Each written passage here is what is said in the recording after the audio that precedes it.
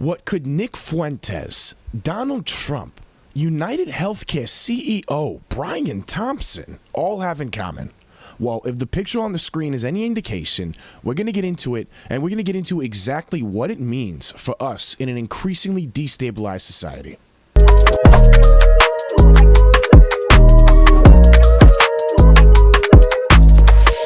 Yo, welcome back, guys. Glad to have you. Yo, let me know what you guys think. Do you guys think left-wing radicalization is more of a threat than we're being told in this country? And then how about the response to the offing of United Healthcare CEO by Luigi Mangione? Do you guys think that represents a larger trend of political polarization and tensions building in this country right now and radicalization? You guys let me know. And also, do you guys think there's more of a threat of disparate actors on the right or on the left engaging in kinetic action? You guys know me personally. I got videos out on right-wing fascism and all that stuff. I think that it is how neoliberal corporatists rebrand classical liberalism, trying to paint it as fascism, trying to paint it as authoritarianism. And I think a lot of those groups that you see on the right are actually feds trying to promote a narrative to excuse more government domestic surveillance, right? But I do see a lot of people engaging in low-level kinetic action on the left, not connected, following that lone wolf theory we're talking about, guys. You guys let me know what you think. We got a lot of stuff to get into. Let's go ahead and see exactly what's going on here, guys. We got a couple of videos breaking down exactly what we're talking about today. Yo, guys, if you like the content, please like and subscribe and hit that little notification bell. I appreciate you. Let's get into it, guys. Let's see what they have to say. It's time to formally respond to those charges, which includes 2 counts of terrorism. Mangione also faces charges in federal court. That could result in the death penalty. Here with us now is trial attorney Rich Schoenstein. Rich, good morning. Great to see you again.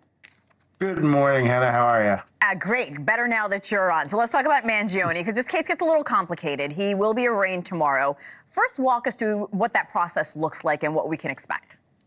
Well, he's going to be brought into state court this time. He was in federal court on Friday, so he's going to come into state court where there are 11 charges pending against him.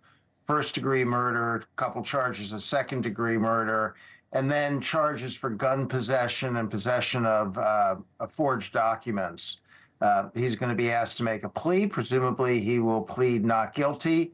He is in detention in the federal system because of the federal charges, and I expect that to remain the case. Let's talk about the state charges a bit more. We know he's facing an 11-count indictment in the state. That includes first-degree murder and terrorism. Let's start with that first-degree charge. All right, man. So Luigi Mangione, right? How is Luigi Mangione connected to all this? Well, what happened? Apparently, what we're being told, at least, was he was frustrated with the industry, and he went and made, on his own, a move to go and do this, right? At least that's what his paper said. He wrote his manifesto, right? The cheap 280 word manifesto, right? The rich kid, super successful. I never seen something like that. I mean, you've got a more complicated manifesto written by that one trans school popper, man. But yo, man. So Luigi Mangione, right? Motivated on his own to react, to act, and take out United Healthcare CEO, right? Well, what else? What do we see here with the right with the Nick Fuentes guy, right? What do we see here with this guy? What do we see here, huh? What do we see here with this Nick Fuentes dude? It's the same exact story. It's the same story. There's no difference here. This is over and over again. We see the same story play out. It's this dude who has his own opinions, who sees Nick Fuentes doing his thing. The guy sees United Healthcare CEO doing his thing, right? And he decides to go and make his own move.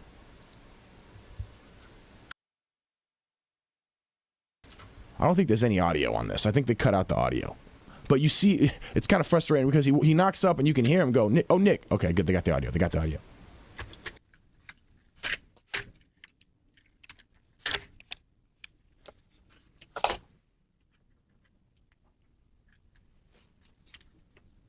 What was he doing?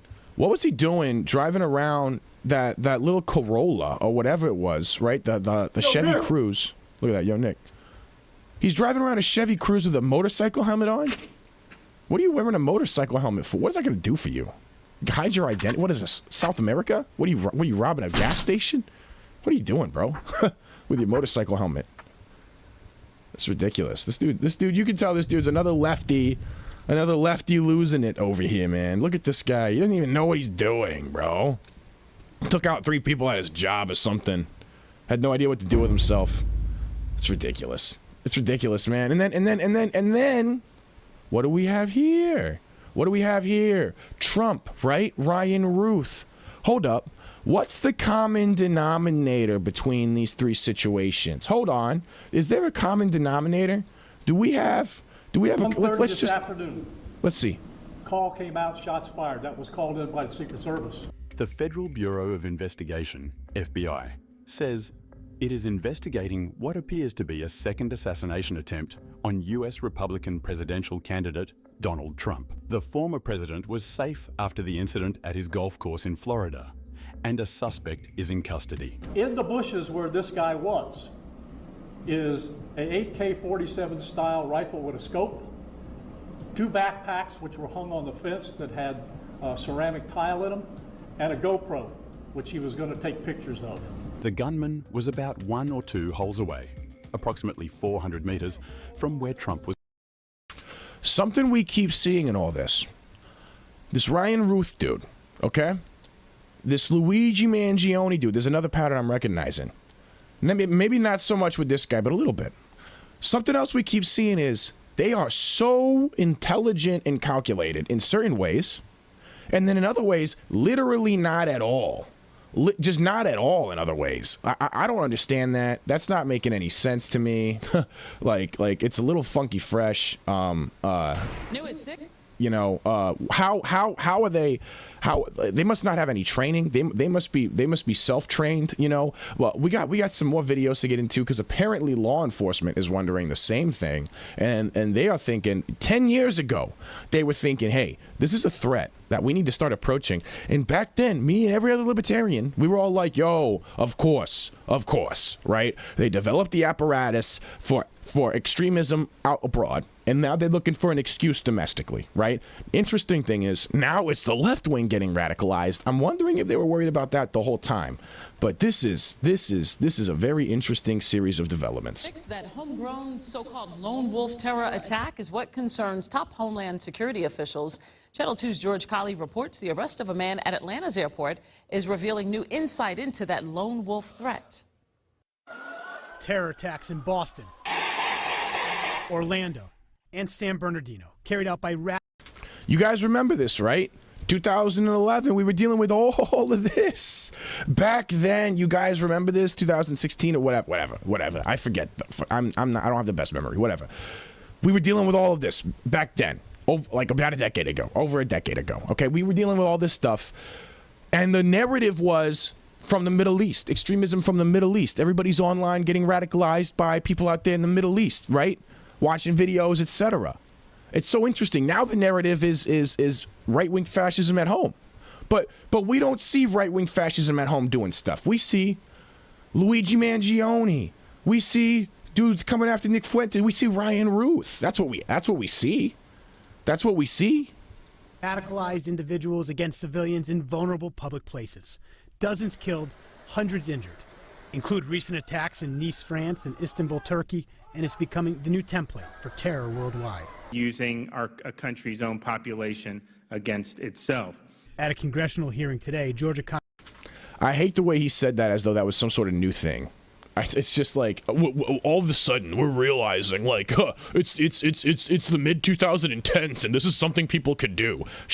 Like there wasn't remember the BLA or back in like the 60s and stuff, Black Liberation Army, you know, they were on their Bonnie and Clyde thing, engaging in domestic terrorism, robbing banks. Didn't they kidnap that one actor's daughter and brainwash her in the closet or some stuff? Acting like this is a new thing. Come on, bro. Congressman Jody Hice mentioned the example of Leon Nathan Davis, the Georgia man arrested in 2015 after buying an airplane ticket to Turkey where he was hoping to join ISIS. Davis converted to Islam while in prison for cocaine trafficking, but wasn't exposed to radicalized views until having access to social media when he got out. He was already in jail for cocaine trafficking. This dude wasn't going to end up necessarily the brightest star in the sky either way. That's what we're trying to deal with, is how can we be more effective to prevent the luring and the radicalization of American citizens, particularly online. All right, so this is just to show you that this is something they were thinking about back then, right? This is something that's been developing. It's been a concern in the back of everybody's minds for a hot minute now, all right? The lone wolf threat has been a concern for federal law enforcement since the early days of al-Qaeda. Now, mass shooting experts tell the I-Team there's renewed focus on the lone wolf threat across domestic terror groups or even radicalized individuals in the U.S. as authorities try to uncover violent plots before they can turn into tragedy. Lone wolf actors are the thing that will keep law enforcement officers awake at night. Thomas Brady runs the College of DuPage's Homeland Security Training Institute. 3, 2, 1.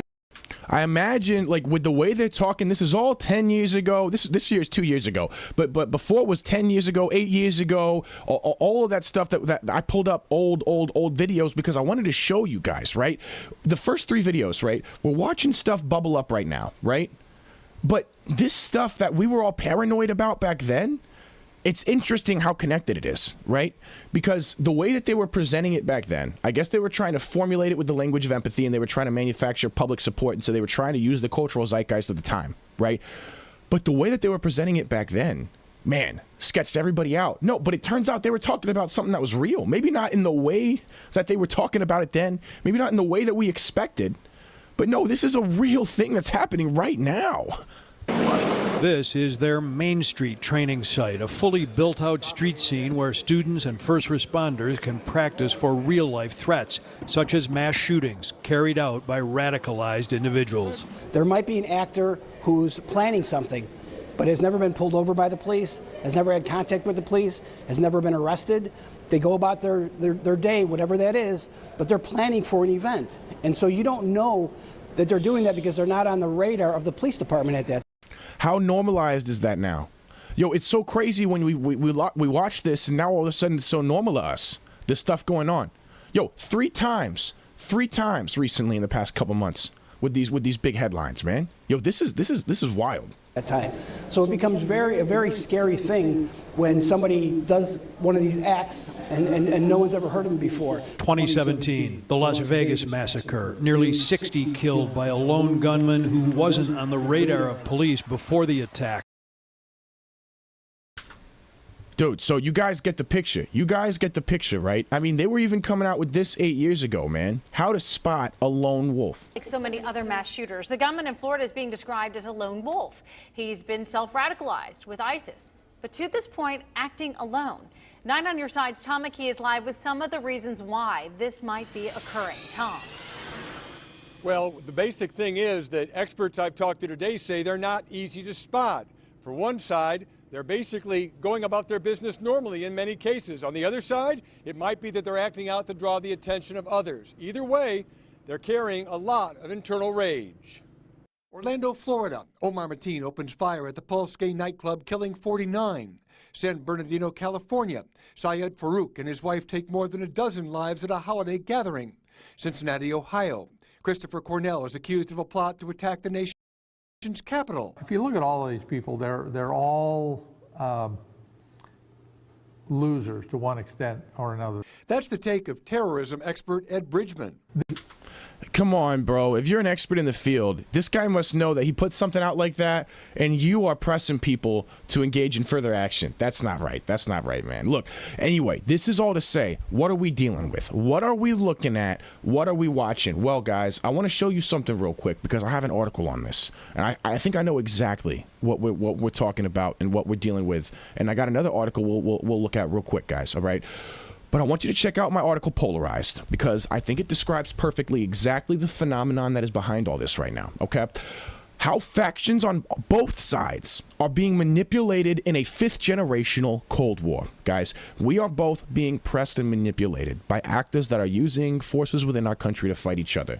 And they are both fighting our country and fighting each other using our country. It's a whole thing, all right?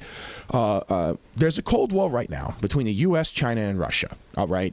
as well as just between Russia and China, as well as between Russia and the U.S. and U.S. and China, and China and Russia. You get what I'm saying, right? None of them like each other, okay? The U.S. is the big dog that can really swing a big stick and knock somebody out easily, right? So Russia and China are forced to team up and work together to deal with us, just by the nature of us as a monolithic entity, okay?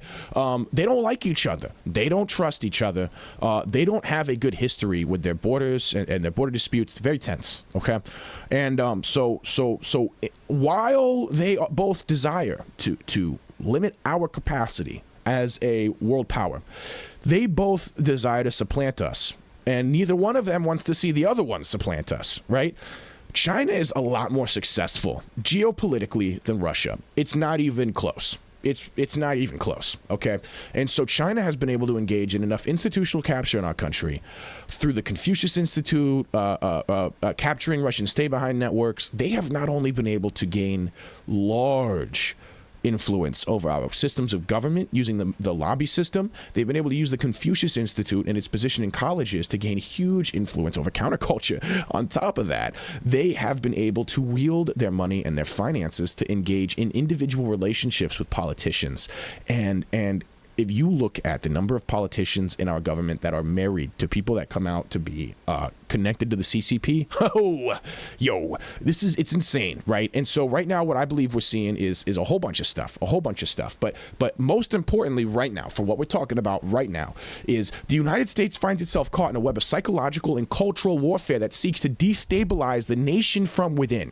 Both radical left and right factions are being manipulated. The strategic use of continuity of government procedures could be a potential trigger for unrest. The U.S. government could be being pushed into a precarious position where it faces no good options. The evolution of warfare from conventional to fifth generational. In traditional warfare, battles are fought with armies and weapons. However, as military strategists like Cao Lang and Wang Zi outlined in their book Unrestricted Warfare, the rules have changed. Today, warfare exists beyond the battlefield into the realm of economics, cyber operations, and most critically, information and psychological manipulation. In this new form of conflict, often referred to as fifth generational warfare, the goal is not to defeat the enemy in a direct confrontation, but to destabilize a society from within, making it vulnerable to further manipulation or collapse. What does that sound like? What does that sound like? The goal is to destabilize a society from within in order to make it vulnerable for further manipulation and collapse. Does that not sound like exactly what we're dealing with today, guys? Right? I want you to look these up yourself. I want you to read them. I don't want to talk your ear off about all this stuff, man, because the articles are pretty in depth. They're pretty long, and then they get pretty heady. But I do have another article called "The Slow Boil." All right, because it goes directly with this one. All right. Because we were talking about polarized, right? We're being polarized. Please go check that article out. Love you guys. Check it out. I think it's a really great thing. I think it'll help you get a grounding and help you understand where we're at right now, right? The slow boil is how that system of polarization is functioning, right? In an era where geopolitical tensions and internal destabilization efforts are becoming increasingly complex, destabilization efforts we're just talking about in the other article, right? The potential for governments to consolidate power as a defense mechanism, continuity of government procedures we were just talking about, poses a significant concern for individual freedoms. Various actors, both foreign and domestic, employ fifth-generational warfare tactics to destabilize societies. U.S. government's response could contribute to a gradual erosion of civil liberties.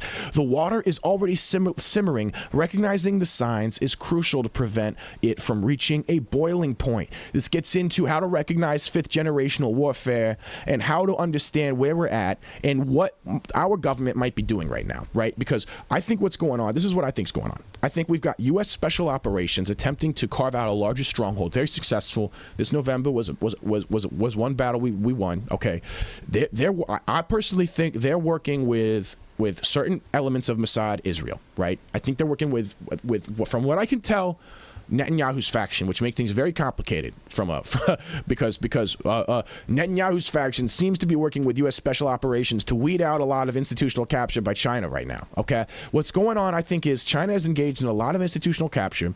I think that they represent a huge portion of the institutional power of our government right now, and I think they're attempting to engage in continuity of government procedures to attempt to prevent Russia from being successful at the same level of institutional capture that China has been successful at, right? I think one of the weakest influential groups right now in our government, but getting stronger by the moment, especially after this November, is the U.S. Special Operations Command that is working with Israel and Netanyahu's faction to try to gain control. I think that is also the faction, that U.S. Special Operations Command is also the faction that most represents Americana people, right? And traditional Americanism, and represents who America has been this entire time. I think without them, we are gutted and we lose our identity and we lose our sovereignty. But that's a whole other thing, right? Because I'm not saying that I 100% agree with Israel and Israel's a good guy and all this. That's not what I'm saying in this whole situation. I'm saying it gets complicated, and we're dealing with a seriously complicated situation in our halls of government. And guys, the way to defeat it, the way to ensure that you are not playing into all this,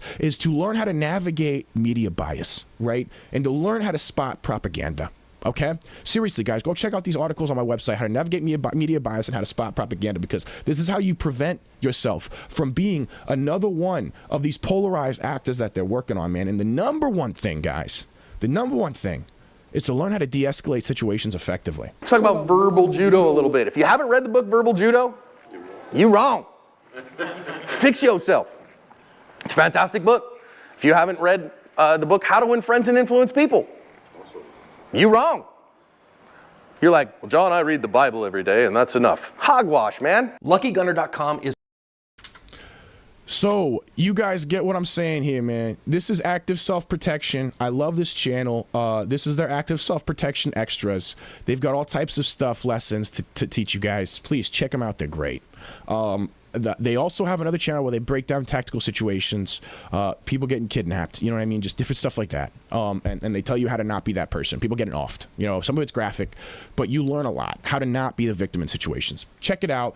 One of the biggest things that they talk about is verbal judo or de-escalation, right? Because oftentimes you find out you can de-escalate a situation before it even goes kinetic, right? And that's something that we all have to get really, really good at, right? Using nuance and critical thinking to de-escalate and reframe things in people's minds, so that way they don't see things the way these guys do anymore, right? That's the answer. Anyway, man, video went long. I was hoping it would be short, but you know what it is. Anyway, guys, thank you so much for joining me. If you like the content, if you like the casual yet nuanced analysis, guys, there's other stuff just like this. Please check out the other videos. Thank you so much for being here, y'all. I appreciate you.